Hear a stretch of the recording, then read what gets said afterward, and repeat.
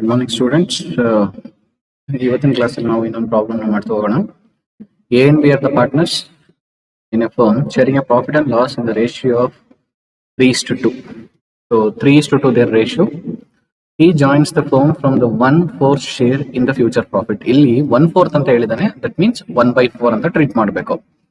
Ascertain the future profit sharing ratio of the partners in each of the following case ಅಂತ ಹೇಳಿದಾನೆ. ಇಲ್ಲಿ ಒಂದು case, ಇವತ್ತು first case ನ ಸಾಲ್ವ್ ಮಾಡೋಣ. ಫಸ್ಟ್ ಕೇಸ್ ಏನಂದ್ರೆ, if C acquires is share of profit from A and B in their original profit sharing ratio ಅಂದ್ರೆ mister C ಏನ್ ಕೊಡ್ತಾ ಇದಾರೆ 1/4 ಶೇರು, ಅದನ್ನ ಒರಿಜಿನಲ್ ಪ್ರಾಫಿಟ್ ಶೇರಿಂಗ್ ರೇಷಿಯೋ ಅಂದ್ರೆ 3:2 ರೇಷಿಯೋಲಿ ತಗೊಂಡ್ರೆ ಎಗೆ ನ್ಯೂ ರೇಷಿಯೋ ಏನಾಗುತ್ತೆ ಅಂತ ಕ್ಯಾಲ್ಕುಲೇಟ್ ಮಾಡ್ಬೇಕು. ಅರ್ಥ ಆಗ್ತಾ ಇದೆಯಾ? ಇಲ್ಲಿ ಎ ಅಂಡ್ ಬಿ ಇಬ್ರು ಪಾರ್ಟ್ನರ್ಸ್ 3:2 ರೇಷಿಯೋಲಿ ಪ್ರಾಫಿಟ್ ಅಂಡ್ ಲಾಸ್ ನ ಹಂಚ್ಕೊಳ್ತಾ ಇದ್ರು. ಸಿ ನ ಜಾಯಿನ್ ಮಾಡಿ 1/4 ಶೇರ್ ನ ಕೊಡ್ತಾ ಇದ್ದಾರೆ. 1/4 ಅಂದ್ರೆ 1/4 ಅಂತ ಟ್ರೀಟ್ ಮಾಡಬೇಕು. 1/4 ಅಂತಂದ್ರೆ 1/4 ಅಂತ ಟ್ರೀಟ್ ಮಾಡ್ಕೋಬೇಕು. Ascertain the future profit of sharing ratio of partners in each of the following case ಅಂತ ಹೇಳಿದೆ. ಇದು ಫಸ್ಟ್ ಕೇಸ್ ನಾವು ಸಾಲ್ವ್ ಮಾಡೋಣ. If C acquires his share of profit from A and B in their original profit sharing ratio ಅಂತ ಹೇಳ್ತಾ ಇದ್ದಾನೆ. C A and B ಇಂದ ಏನ್ 1/4 ಶೇರ್ ತಗೋತಾ ಇದ್ದಾನೆ, ಯಾವ ರೇಷಿಯೋ ತಗೊಂಡ್ರೆ ಒರಿಜಿನಲ್ ಪ್ರಾಫಿಟ್ ಶೇರಿಂಗ್ ರೇಷಿಯೋ ಅಂತ ಹೇಳ್ತಾನೆ. ದಟ್ ಮೀನ್ಸ್ 3:2 ಅಲ್ಲೇ ತಗೊಳ್ತಾ ಇದ್ದಾನೆ ಅಂತ. ಕ್ಯಾಲ್ಕುಲೇಟ್ ಹೋಗೋಣ. If C acquires his share of profit from A and B the ratio of 3:2. Calculation ಈ ತರ ಸ್ಟಾರ್ಟ್ ಆಗುತ್ತೆ.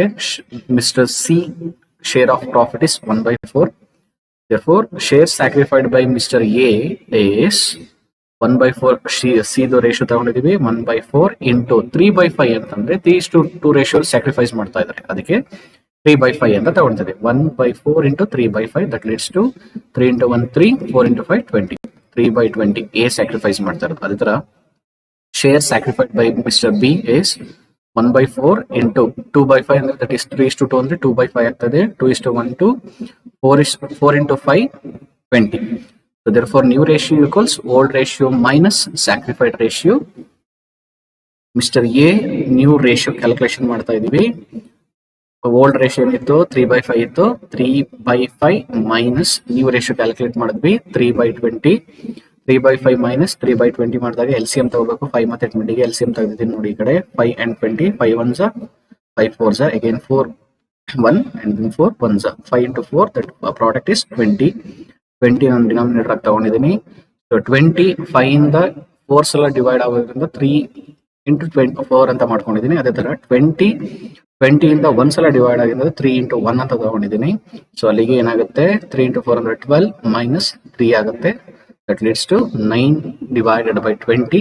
That is new ratio of Mr. A. ಅದೇ ತರ ಬಿ ಕ್ಯಾಲ್ಕುಲೇಟ್ ಮಾಡೋಣ. ಓಲ್ಡ್ ರೇಷಿಯೋ ಬಿ ಇದು 2/5 ಮೈನಸ್ ಅವ್ನು ಸ್ಯಾಕ್ರಿಫೈಸ್ ಮಾಡ್ತಿರೋದು 2/20. LCM ತೆಗೆದಿದ್ದೀನಿ 5 and 20.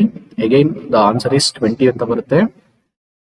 ಅಗೈನ್ ಡಿವೈಡ್ ಮಾಡಿದಾಗ 20ನ 5 ಇಂದ ಡಿವೈಡ್ ಮಾಡಿದಾಗ 4 ಅಂತ ಬರುತ್ತೆ ಆನ್ಸರ್. ಅಲ್ಲಿಗೆ 2 into 4 ಅಂತ ಮಾಡ್ಕೊಟ್ಟಿದ್ದೀನಿ. ಅದೇ ತರ 2 into 1 20 divided by 20 that leads to 1. 2 into 1 ಅಂತ ಮಾಡ್ಕೊಟ್ಟಿದ್ದೀನಿ. ಅಲ್ಲಿಗೆ 8 minus 2 divided by 20 that leads to 6 divided by 20. therefore new ratio equals 9/20 is A, 6/20 is B and 1/4 ಅಂತ ಸಿ ಇದೆ.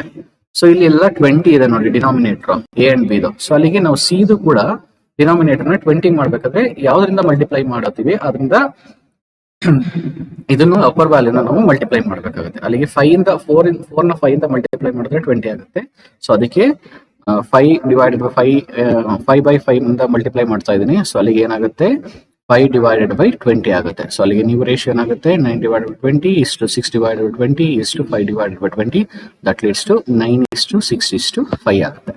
ಸೊ ಈ ತರ ನಾವು ನ್ಯೂ ರೇಷಿಯೋ ಕ್ಯಾಲ್ಕುಲೇಷನ್ಸ್ ನ ಮಾಡಬೇಕಾಗುತ್ತೆ. ಇವತ್ತಿನ ಕೇಸ್ ಅಲ್ಲಿ ನಾವು ಈ ಕೇಸ್ ನ ತಿಳ್ಕೊಂಡಿದ್ವಿ. ನಾಳೆ ರಿಮೈನಿಂಗ್ ಕೇಸಸ್ ಗಳನ್ನ ನಾನು ಪ್ರಾಬ್ಲಮ್ ನ ಸಾಲ್ವ್ ಮಾಡಿ ನಿಮ್ಗೆ ವಿಡಿಯೋನ ಕಳಿಸ್ತೀನಿ. Thank you.